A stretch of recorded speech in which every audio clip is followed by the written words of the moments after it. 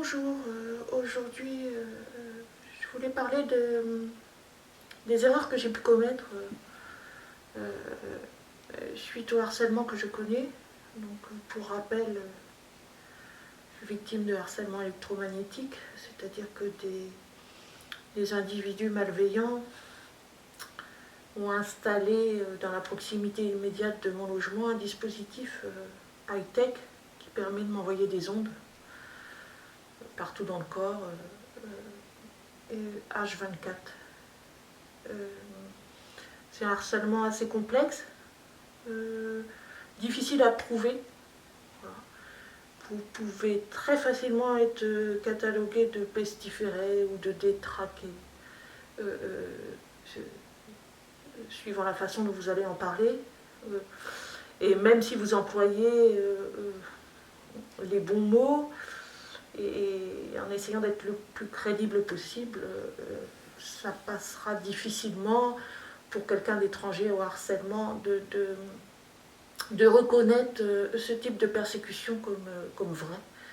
Donc moi je fais ces vidéos pour essayer d'être le plus crédible possible par rapport à quelque chose qui existe, quelque chose de profondément malveillant, exercé par des êtres humains sur d'autres êtres humains. En l'occurrence là c'est dans le civil, utilisé par des civils puisque ce sont mes voisins qui me harcèlent via ce dispositif.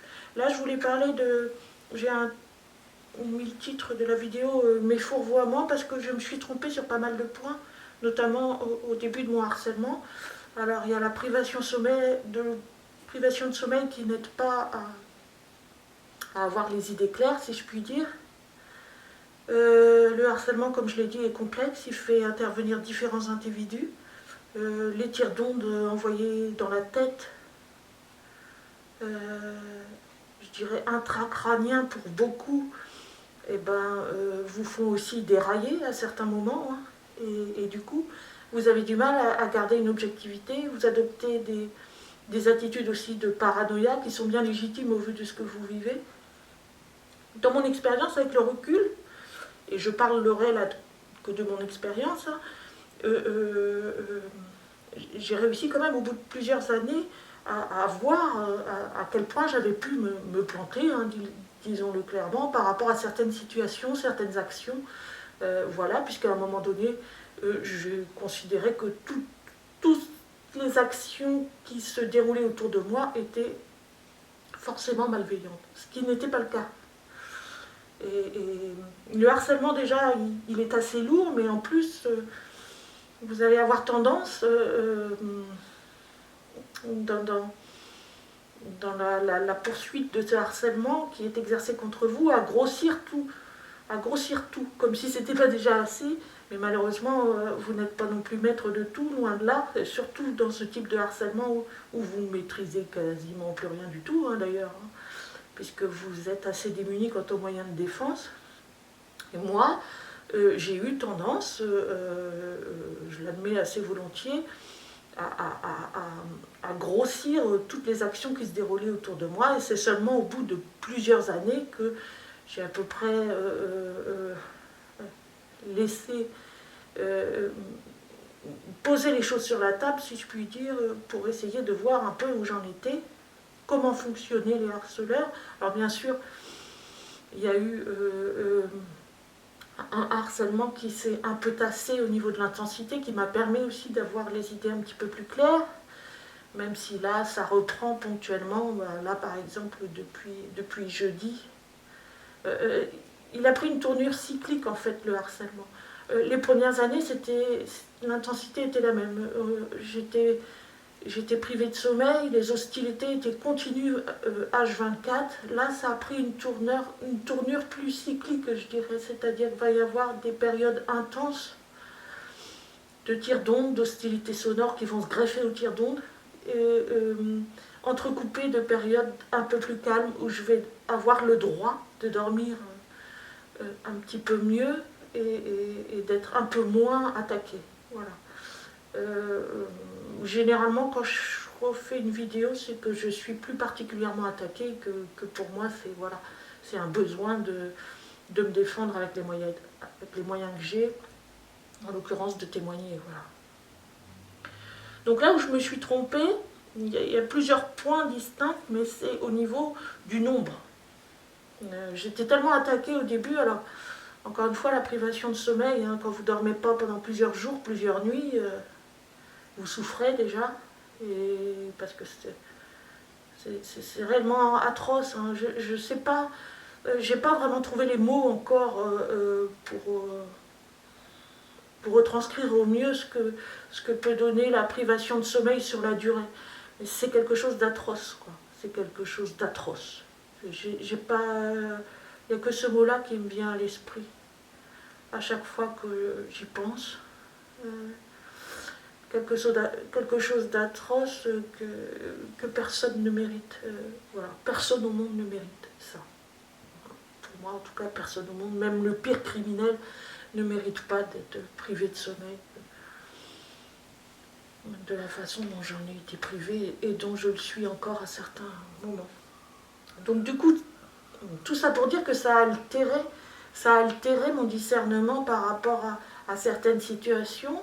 J'ai eu tendance à penser que non seulement tous les voisins des immeubles alentours étaient contre moi, mais aussi tout le quartier, et puis ensuite toute la ville, et puis voilà, vous grossissez, au fur et à mesure de la privation de sommeil, des tirs d'ondes, et de tout ce que vous voyez autour de vous, qui est forcément malveillant. C'est-à-dire vous ne laissez plus aucune place au hasard. Les avions qui passaient dans le ciel, pareil, c'était contre moi. Ben non, pas du tout. Encore une fois, je parle pour moi. Hein.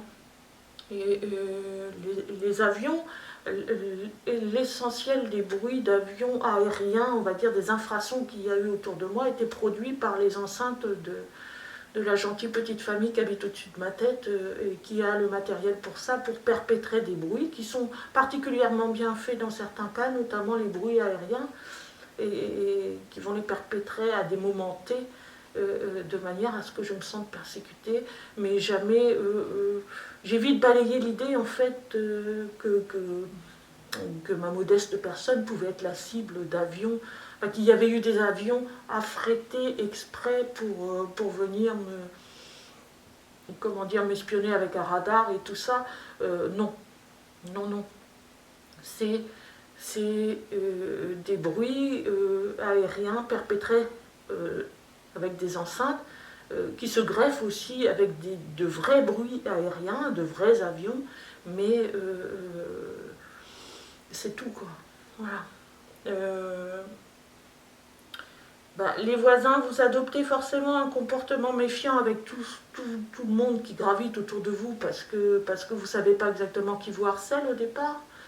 Donc du coup, moi, mon caractère méfiant fait que je ne vais quand même pas dire bonjour, par exemple, à une voisine que je croise parce que c'est forcément elle qui m'a torturé la nuit d'avant, enfin voilà. Et du coup, forcément, les voisins vont pas vous appréciez plus que ça, dans le sens où s'ils vous disent bonjour, que vous leur répondez pas, bah oui, ça va pas forcément leur plaire. Mais que vous ne savez plus trop où vous en êtes et qu'il y a quand même à la base un nombre assez conséquent de personnes qui participent à votre harcèlement, des voitures que vous voyez un peu partout, des appels de phare la nuit, enfin, une espèce de gang stalking comme ça qui est distribué autour de vous, de manière à vous faire croire qu'il y a beaucoup de personnes, puisqu'à un moment donné, mes très chers voisins ont même utilisé des grosses berlines noires aux vitres teintées, avec des bip-bip et tout, pour me faire croire au service secret, enfin voilà, que j'étais poursuivie par un réseau énorme. Ils se sont bien amusés avec ça, ça les a bien fait marrer. Et puis moi, je suis bien tombée dedans aussi, puisque j'étais tellement fatiguée, et puis je souffrais tellement que de toute façon, mes idées étaient complètement altérées par la persécution, en fait. Voilà.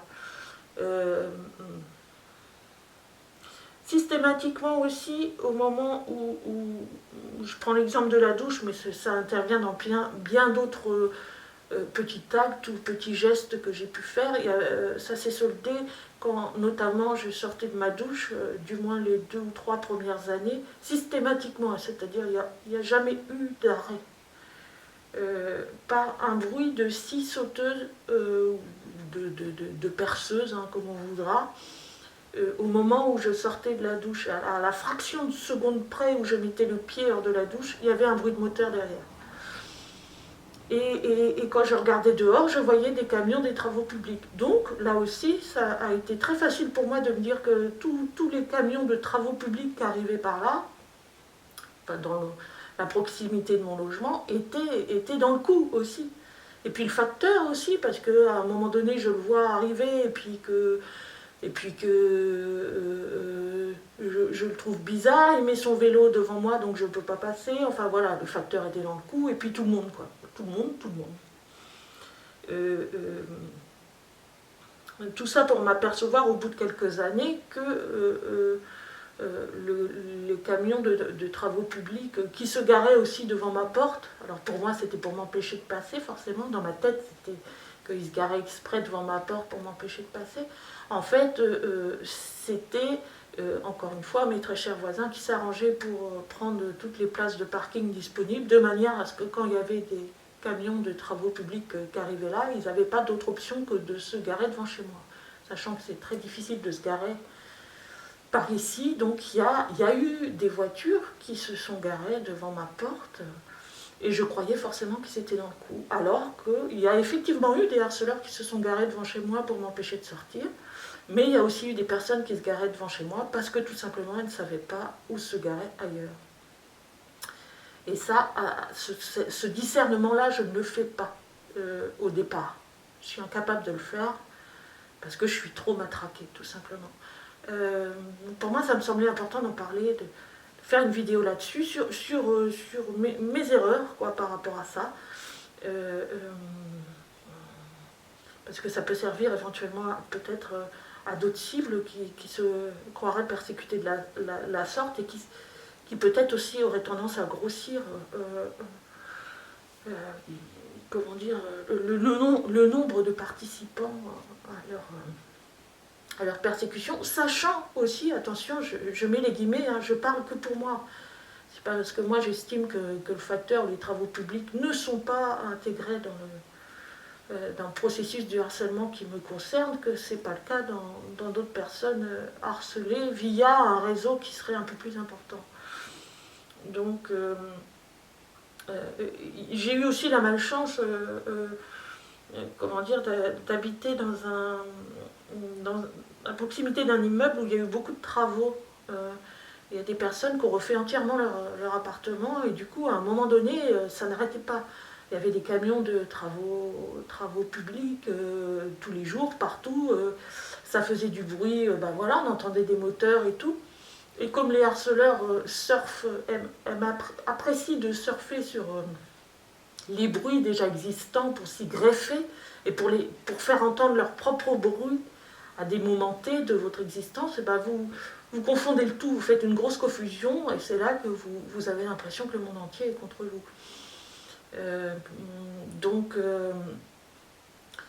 c'était assez facile pour eux, par exemple, quand il y avait des artisans qui travaillaient dans un appartement, de leur côté, avec leurs enceintes, faire entendre des bruits, parce que c'est quand même particulièrement bien fait, au moment où je sortais de ma douche. Et moi, je croyais forcément que c'était les gars, les artisans qui faisaient ça, quoi, parce qu'ils étaient dans le coup. Donc, tout ça pour vous donner une idée de comment aussi on peut arriver à déformer malgré soi la réalité, une réalité qui est déjà à la base lourde au niveau procédé, quoi.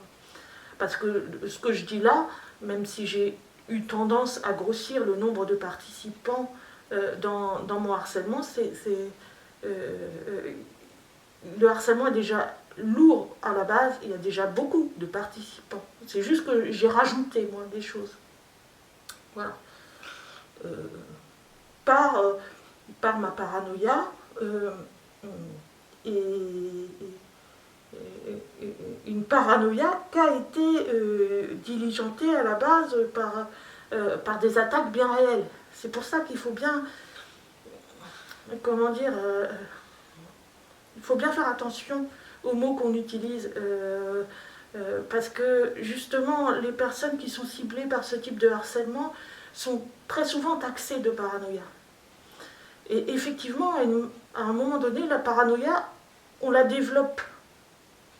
Mais c'est pas pour autant qu'on n'est pas harcelé à la base, que la réalité du harcèlement n'existe pas. Elle existe, et les harceleurs vont faire en sorte que vous développiez une paranoïa pour vous décrédibiliser au maximum. Paranoïa que j'ai développée suite aux attaques répétées, puis au processus d'intimidation qui ont eu lieu pour ce faire. Et voilà. Les camions des travaux publics, souvent ils ont des logos.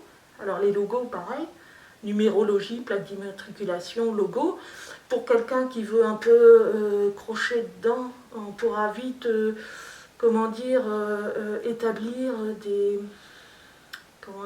des conclusions sur la symbolique des logos des camions, quand c'est un triangle, quand c'est un œil, quand la plaque d'immatriculation d'une voiture c'est 666, votre cerveau il travaille, hein, et puis vous dormez toujours pas. Donc tout ça, ça grossit, oui. Pourrait bien y avoir une secte satanique dans le coin, hein, et puis ça viendrait peut-être de là aussi votre harcèlement et tout. Donc là, vous, pareil, hein, vous passez par tout un tas de processus questionnants sur ce que veut dire, ce que signifient les logos des camions, sachant que si vous regardez un peu dans la publicité, vous verrez que les 3/4 des logos, c'est souvent des triangles, hein, parce que c'est tout est représenté de manière, pour les travaux publics, de manière cubique, triangulaire, enfin c'est des traits, quoi, voilà, hein, c'est des ronds, des carrés, des triangles, des rectangles, c'est très facile d'en trouver partout dans la publicité, c'est ce qui est le plus souvent représenté. Donc, mais si vous voulez y accorder de l'importance à une symbolique, vous y verrez toujours quelque chose. J'ai fait le test avec les numéros des voitures. Quel que soit le chiffre, si vraiment je voulais y accorder une dimension un peu qui aurait rapport avec le harcèlement, tel chiffre qui signifierait telle chose ou autre, ça marche à tous les coups, quoi. Sur n'importe quel chiffre, vous pouvez, si vraiment vous avez la volonté de trouver quelque chose, vous trouvez une symbolique. Donc là, pareil, je me suis fourvoyée, parce qu'il n'y en a pas de symbolique, hein. Il y a une voiture, hein, depuis le début que j'habite ici, ça fait plusieurs années, il y a une voiture immatriculée 666, pas loin de chez moi. C'est quelqu'un qui habite là depuis des années, puis sa voiture, il n'est absolument pas dans le coup, hein. Enfin, il n'a rien à voir avec le harcèlement, c'est juste que sa voiture elle est immatriculée comme ça. Enfin, ça, quand j'en parle comme ça paraît simple, mais moi j'ai mis des années pour comprendre que voilà, il faut se calmer à un moment donné sur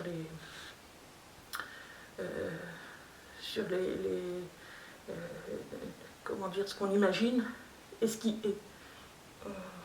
Voilà. Pour la puce RFID, je reviens dessus, hein, j'ai diffusé l'extrait sur la dernière vidéo de Monsieur Wan en Chine, victime de harcèlement électromagnétique, harcèlement en réseau, et il est dit, hein, dans le reportage qui lui est consacré que ça ne nécessite pas d'être implanté. Voilà. Donc moi je ne pense pas être implanté non plus. Je ne sais pas comment ils arrivent à savoir, à connaître le moindre geste, la moindre action que je fais, voir ce que je pense. Je ne sais pas, mais je ne pense pas être implantée. Voilà. C'est pas pour autant que je dis que l'implantation n'existe pas, hein, mais moi je ne pense pas. Voilà. Je pense que là aussi, on peut se fourvoyer facilement. Donc, voilà, tout ça pour dire que c'est pas simple. Et par rapport au maintenant, le point sur lequel je me suis le plus trompée, c'est-à-dire sur l'éventuelle implication d'un certain nombre de voisins dans le harcèlement, vous avez toute une conjugaison d'éléments qui fait que vous en arrivez malheureusement à une grande confusion concernant cette implication, dans le sens où votre comportement, il y avait une cible qui avait appelé d'ailleurs ça la paranoïa défensive, le comportement que vous allez adopter, qui va être effectivement sur la défensive tout le temps.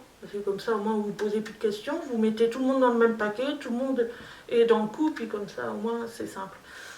Sauf que c'est plus compliqué que ça. Et moi, je sais que mon comportement a contribué à favoriser une certaine hostilité de personnes autour de mon logement qui étaient complètement étrangères au harcèlement. Je m'explique. À un moment donné, j'ai mis une caméra au-dessus de ma porte d'entrée pour essayer de savoir un peu qui me harcelait, les voitures qui passaient, tout ça. Enfin voilà, j'étais en pleine... je voulais absolument savoir. Alors, ça a eu un double effet. Ça a eu un effet assez positif parce que j'ai pu un peu mieux cerner ce qui se passait au-dessous. J'ai pu filmer aussi de temps à autre. À l'époque, je ne savais pas que c'était eux, mais mes voisins harceleurs, et puis d'autres, et puis leurs voitures aussi. Et comment dire, des voisins qui étaient absolument étrangers au harcèlement ont été au courant que j'avais mis une caméra au-dessus de ma porte. Ils ne l'ont pas très bien pris parce que pour eux, j'espionnais un peu les gens qui passaient au-dessous de chez moi, puis que ça ne se faisait pas. Il y a pas mal de personnes âgées dans le coin, et elles n'ont pas apprécié. Alors déjà, je ne leur disais pas bonjour, et puis que je devais avoir un œil assez, quand je les regardais, pas très sympathique. Encore une fois, c'était pas de ma faute, mais le fait d'être harcelé, de ne pas dormir, voilà, vous adoptez un comportement qui est quand même pas des plus bienveillants pour les autres, quoi. Voilà. Mais malheureusement, vous pouvez rien y faire. De toute façon, j'avais les yeux complètement éclatés de privation de sommeil. Donc c'est facile après de paraître quelqu'un d'un peu déséquilibré. Donc la caméra n'a pas ajouté, hein, n'a pas aidé, je veux dire, à ce que les voisins me considèrent comme une voisine sympathique et tout à fait équilibrée, loin de là. Et comme ils l'ont mal pris, ils se sont mis à être hostiles envers moi, avec leur voiture, ils faisaient rouler du moteur quand ils passaient. À la limite, ils regardaient la caméra, ils levaient la tête pour regarder la caméra, d'un air de dire, tu vois, on est là, puis on a le droit, quoi. Et tout s'est entremêlé, en fait. C'est-à-dire qu'il y a des hostilités, du coup, qui sont venues de voisins qui étaient totalement étrangers à mon harcèlement, avec par-dessus le harcèlement électromagnétique. Voilà. Et donc, j'ai fait une sorte de...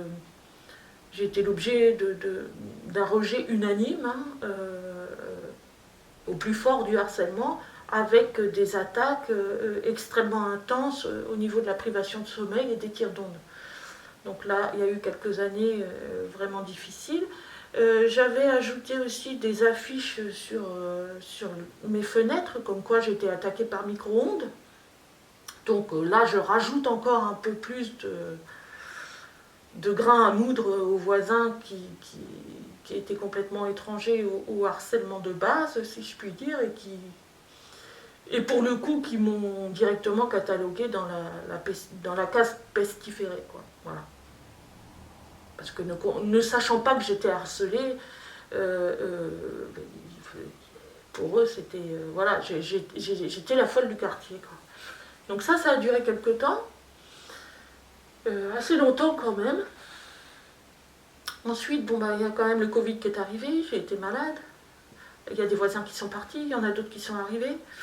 Et là, j'ai retiré ma caméra au bout d'un moment donné parce que j'avais plus rien à filmer. J'ai retiré les écriteaux qui étaient sur les vitres de ma chambre. Le harcèlement, à un moment donné, est devenu plus cyclique, donc j'ai quand même eu la chance de connaître quelques périodes d'accalmie après ma maladie. Et j'ai posé un peu les choses, et je me suis mise aussi à parler avec certains voisins, et je me suis aperçue qu'effectivement,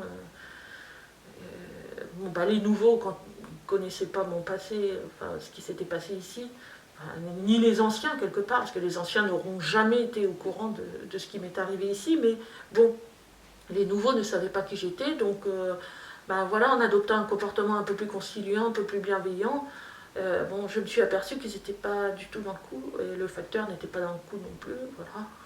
Même si des fois son vélo se trouvait sur le trottoir,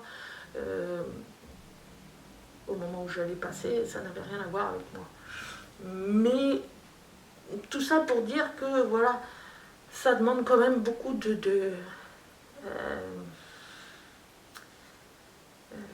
d'efforts, de réflexion, de poser les choses et de se dire voilà, qu'est-ce qui est contre moi, qu'est-ce qui n'est pas contre moi, sachant que vous avez quand même un noyau dur à la base de tout ça qui a décidé de vous faire la peau, quoi, hein, parce que disons-le clairement, c'est ça.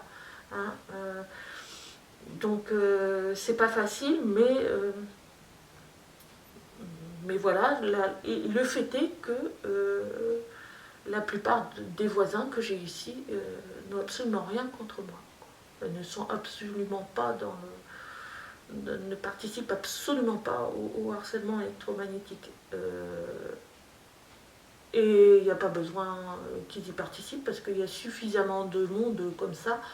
La famille qui me persécute a suffisamment de connaissances comme ça sans que j'ai besoin d'en rajouter. Peut-être aussi que, et malgré tout, c'est là qu'il y a la difficulté à savoir exactement qui fait quoi et où, c'est que il est probable quand même que la famille qui me persécute a des amis dans le coin. Voilà. Ce qui donne aussi, forcément, quand vous avez des amis, des persécuteurs dans la proximité de votre logement, ben, ça fait que c'est tout de suite, vous avez l'impression, cette impression d'étau là, ou de masse contre vous, tout de suite plus impressionnante, quoi. Ils ont pu aussi avoir des amis au départ qui habitaient dans le coin et puis qui ont déménagé. Voilà, donc c'est à prendre en compte. Mais moi, je me suis bien fourvoyée sur le nombre, en tout cas. Voilà. Donc, c'était essentiellement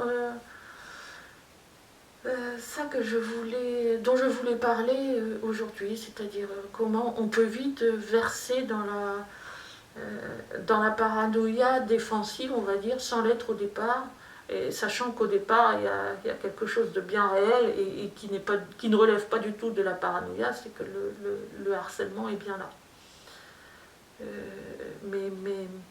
Mais sa complexité parfois fait que, n'ayant pas une visibilité totale sur ce qui se passe, hein, loin de là, eh ben vous pouvez vite, bien sûr, les harceleurs participant assez allègrement à développer vos doutes, vous pouvez vite tomber comment dire, dans une espèce de cercle dont vous ne sortez pas, qui veut que tout soit malveillant et que vous ne laissiez plus du tout de place au hasard. Alors que le hasard, il sera toujours là, il existera toujours. Voilà. Donc je voulais parler de ces quelques points aujourd'hui parce que je me dis que peut-être d'autres personnes ciblées pourraient vivre la même chose et que ça pourrait peut-être les aider à discerner voilà, le vrai du faux, je dirais. Mais il y a encore beaucoup d'inconnus hein, me concernant, je suis encore loin d'avoir tout saisi, mais j'ai pu au moins voilà, faire un peu la part des choses depuis le début de ma persécution quant aux instigateurs et à ce qui ne relève pas du tout du harcèlement. Voilà. Bon courage à toutes les cibles et à plus tard.